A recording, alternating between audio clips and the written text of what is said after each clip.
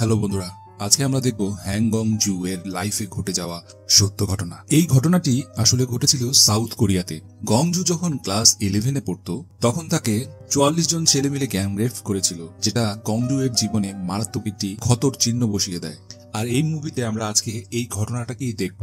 সিনেমার প্রথমে আমরা দেখতে পাই হ্যাং গং-জুকে, আর যে তার স্কুলের টিচারদের সামনে বসেছিল। কথোপকথনের এক পর্যায়ে গং-জু বলে মিউজিক ভালোবাসতো। টিচারদেরকে সে বলে আমি কোনো ভুল করিনি, কিন্তু টিচাররা গং-জুকে স্কুল থেকে বের করে দেয়। এখন কেন তাকে স্কুল থেকে বের করে দিল, মুভির গল্পের মধ্যে আমরা জানতে পারবো। গং-জু স্কুল থেকে চলে যাওয়ার জন্য তার হোস্টেলে গিয়ে যখন তার জামা কাপড় প্যাক করছিল, সেই মুহূর্তে সেখানে মিস্টার লি আসে। আর এই মিস্টার লি হলো সেই স্কুলেরই একজন শিক্ষক। মিস্টার লি তাকে বলে আমি তোমার ট্রান্সফার বাইরের একটি স্কুলে করে দিয়েছি, তুমি সেখানে গিয়ে আমার মায়ের কাছে থাকবে। মিস্টার লি গং-জুকে নিয়ে তার মায়ের কাছে যায়। তার মাকে বলে গং-জু কিছুদিন তোমার সাথেই থাকবে, বাট লিয়ের মা সেটা পছন্দ করেন। লিয়ের মা গং-জুকে বাড়িতে রাখতে রাজি হয় না, কিন্তু ছেলে জোর করার কারণে তার মা তাকে 7 দিনের জন্য সুযোগ দেয়। গং-জু 7 দিনের জন্য থাকবে লিয়ের মায়ের সাথে। গং-জু আসলে কে এবং কেনই বা সে এই শহরে থাকতে এসেছে? পরের দিন গং-জু তার নতুন স্কুলে যায়।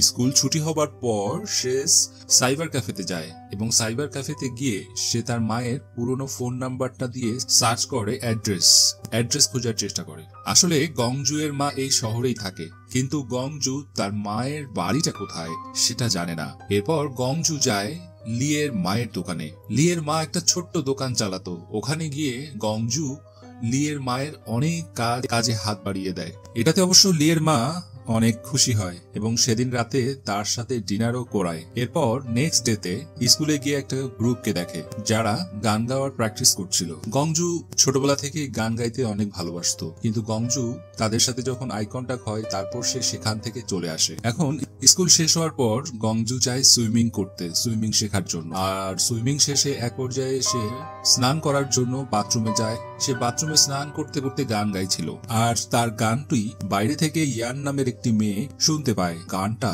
রেকর্ড করে। তখন ইয়ান এসে তাকে রেকর্ডিংটা শোনায়। ইয়ান বলে তোমার গানের গলা খুবই সুন্দর, তুমি আমাদের গ্রুপে জয়েন করো। কিন্তু গং-জু রেকর্ডিং শুনে গরম হয়ে রাগ হয়ে যায় আর ইয়ানকে বলে তুমি আমার থেকে দূরে থাকো। গং-জু তার মায়ের অ্যাড্রেসটা কোন রকম ভাবে খুঁজে বের করে। এরপর তার মায়ের সাথে দেখা করতে যায়। সে তো তার মাকে দেখে অনেক খুশি হয়, কিন্তু তার মা মোটেও খুশি ছিল না।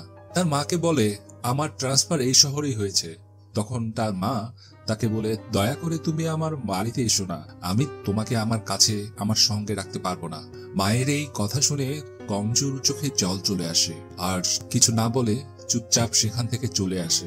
একদিন তার সুইমিং শেষ করে যখন তার লকারে কাপড় রাখছিল, তার লকার খুলছিল, তখন তার কাছে একটা ফোন আসে। ফোনে একজন আননোন নাম্বার থেকে ফোন করে। গং-জু অবশ্য কলটা রিসিভ করে, জানতে পারে কলটা করেছে কিমের বাবা। কিমের নাম শুনে গং-জু ফোনটা কেটে দেয়। এখানে কিং ছেলেটি কে মুভির মধ্যে ধীরে ধীরে আপনারা জানতে পারবেন। নেক্সট ডে যখন গং-জু তার স্কুলের মিউজিক রুমে যায়, তখন সেখানে কাউকে দেখতে পায় না। তাই সেখানকার গিটার নিয়ে সে গান গাইতে লাগে। তখন ইয়ান এবং তার বন্ধুরা সেখানে চলে আসে, আর দাঁড়িয়ে দাঁড়িয়ে তারা গং-জু এর গান শুনতে থাকে। এটা গং-জু দেখতে পায় এবং সে চুপ হয়ে যায় আর সেখান থেকে মাথা নিচু করে চলে যায়। ইয়ান আর তার বন্ধুরা গং-জু এর পিছনে পিছনে হাঁটতে শুরু করলো। সবাই বলল তোমার গানের কণ্ঠ অনেক সুন্দর, অনেক মিষ্টি, এত মিষ্টি গান তুমি কোথায় শিখলে? তারা সবাই গং-জু এর অনেক প্রশংসা করে। স্কুল ছুটির পর গং-জু যখন বাড়ি ফিরে আসে, আর আজকে তার কিন্তু 7 দিন পূরণ হয়ে যায়, তাই সে তার সমস্ত জিনিসপত্র প্যাক করে, কারণ তাকে যেতে হবে, কারণ লিয়ের মা তাকে 7 দিনেরই সময় দিয়েছিল। গং-জু যায় লিয়ের মাকে গুড বাই বলার জন্য। তখন লিয়ের মা বলে তোমাকে এখান থেকে যাওয়ার দরকার নেই, তুমি যতদিন চাও ততদিন আমার বাড়িতে থাকতে পারো। এরপর গং-জু তার জীবনটা নতুন করে শুরু করার আশা দেখে। প্রতিদিনের মতো গং-জু স্কুলের ছুটির পর লিয়ের মায়ের দোকানে এসে কাজ করত। এইদিকে স্কুলের ইয়াং গং-জুকে অনেক অনুরোধ করে তাদের গ্রুপে জয়েন করার জন্য, এবং শেষমেশ গং-জু ইয়ানের গানের গ্রুপ জয়েন করে। একদিন মিস্টার লি বাড়িতে আসে। গং-জুকে বলে কিমের সাথে সাথে বাকি 43 জন ছেলেরও সাজা হয়ে গেছে, আর ওই 44 জন ছেলের গার্জিয়ান অর্থাৎ মা বাবা তোমাকে খুঁজছে, তাই তোমাকে অনেক সাবধানে থাকতে হবে। ওই 44 জন ছেলে সাজা হয়েছে শুনে গংজুর মুখে একটা খুশি দেখতে পাওয়া যায়। এখন ইয়ান আর গংজু অনেক ভালো বন্ধু হয়ে যায়। তাই ইয়াং গংজুকে তার বাড়িতে নিয়ে যায়। ইয়ান মজা করে গংজু বলল, তোমার কয়টা বয়ফ্রেন্ড? গংজু উত্তর দেয় 44। ইয়াং এটা শুনে ভাবে গংজু মজা করছে, কিন্তু ইয়ান এটা জানতো না যে গংজু তার দুঃখটা প্রকাশ করছে। আসলে গংজুর সাথে কি হয়েছিল সেটা গল্পের মধ্যেই আমরা ধীরে ধীরে জানতে পারবো। পরের দিন গংজু এর বাবা আসে তার সাথে দেখা করার জন্য। তার বাবা এসে তাকে একটা কাগজে সই করতে বলে। গংজু সেই কাগজটা আসলে কিসের কাগজ সেটা দেখার জন্য পড়তে থাকে। সেটা না পড়েই সে সই করে দেয়। কাগজের সই নিয়ে তার বাবা ওখান থেকে চলে যায়। সেদিন রাতে মিস্টার লি গংজুকে ফোন করে বলে, তুমি কি কোনো কাগজে সই করেছো? আমার বাবা একটা কাগজ এনেছিল আর আমি সেটাতে সই করে দিয়েছি। সেটা ছিল পার্টিশনের পেপার। তুমি না পড়ে সেখানে সই করলে কেন? গংজু বুঝতে পারে তার বাবাও তার সাথে চিটিং করেছে। পরের দিন সে স্কুলে গিয়ে জানতে পারে সে যখন গান করছিল ইয়ানের একটা বন্ধু গংজুর ওই ভিডিওটা অনলাইনে ছেড়ে দেয়। সেখানে তার অ্যাড্রেসটাও লিখে দিয়েছে। অনেক লোক ভিডিওটাতে লাইক করে। এই সব দেখে গংজু খুব রেগে যায় আর বলে, এই ভিডিওটা এখনই ডিলিট করো। গংজু যখন ক্লাসে ছিল তখন ওখানে কিছু জন লোক এসে গংজুকে ঘিরে ফেলে আর তাকে অনেক খারাপ খারাপ কথা শোনায়। তারা সবাই গংজুকে একটা পেপারে সই করতে বলে। গংজু নিজেকে কোন রকম ভাবে তাদের হাত থেকে ছাড়িয়ে একটা রুমের মধ্যে এসে লুকিয়ে পড়ে। গংজু এর সাথে কি ঘটেছিল? গংজু একটা সুপার মার্কেটে কাজ করত। একদিন যখন সে একা ছিল তখন সেখানে কিম নামের একটা ছেলে আসে। কিম হলো এই সুপার মার্কেটের মালিকের ছেলে। গংজু এর বেস্ট ফ্রেন্ড হলো জিসু। জিসু আর গংজু একই ক্লাসে পড়তো আর কিম হলো জিসুর বয়ফ্রেন্ড। গংজু তার বাড়িতে একাই থাকতো, তাই জিসু তার সাথে থাকার জন্য আসে। তারপর থেকে কিম জিসুর সাথে দেখা করার জন্যই গংজু এর বাড়িতে আসতো, প্রায় যাতায়াত করত। একদিন গংজু কাজ শেষ করে বাড়িতে এসে দেখে কিম তার অনেকগুলো ফ্রেন্ডকে নিয়ে এসে সেখানে মদ খাচ্ছে। গংজু সবাইকে তার বাড়ি থেকে চলে যাওয়ার জন্য বলে। সবাই সেখান থেকে চলে যায়, কিন্তু এরপর প্রায় ওই ছেলেগুলো গংজু এর বাড়িতে এসে ড্রিঙ্ক করত। গংজু একা, তাই কিছু করতে পারতো না। একদিন গংজু এর বাড়িতে এসে 44 জন ছেলে এসে ড্রিঙ্ক করছিল।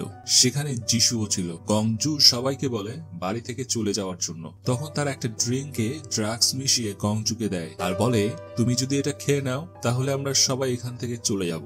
গংজুর কাছে আর কোনো রাস্তা না থাকায় সে খেয়ে নেয়। এরপর এই 44 জন ছেলে মিলে যিশু আর গংজুকে রেপ করে। তারা সারা রাত ধরে যিশু আর গংজুর উপরে অত্যাচার করে। এরপরেও তাদের নির্যাতন শেষ হয় না। তখন কিমের বাবা সেখানে এসে সবকিছু দেখতে পায়। সে পুলিশকে ফোন করার বদলে চুপচাপ কিমকে নিয়ে সেখান থেকে চলে যায়। পরের দিন যিশু এই সবকিছু সহ্য করতে না পেরে আত্মহত্যা করে ফেলে। আর এটা ছিল গংজু এর অতীতের কাহিনী। এজন্য গংজুকে স্কুল থেকে বের করে দেওয়া হয়।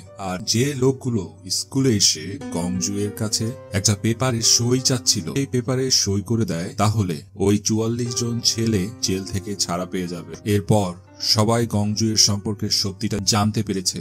এরপর সত্যটা জানার পর গংজুকে মেসেজ করে বলে, এটাতে তোমার কোনো দোষ নেই, প্লিজ তুমি ফিরে এসো। এদিকে গংজু লি এর মাকে গুড বাই বলে বাড়ি থেকে চলে যায়। পরের দিন সকালে গংজু সুইসাইড করার জন্য ব্রিজ থেকে সমুদ্রের জলে ঝাঁপ দেয়। আর সিনেমাটা এখানেই শেষ হয়ে যায়। আসলে গংজু মারা যায়নি, সে এই দিনটার জন্যই সুইমিং শিখছিল। সবার সামনে সমুদ্রের জলে ঝাঁপ দেয় কারণ যাতে সে নিজেকে মৃত প্রমাণ করতে পারে আর কোনো এক নতুন শহরে গিয়ে সে নতুন করে জীবনটা শুরু করতে পারে।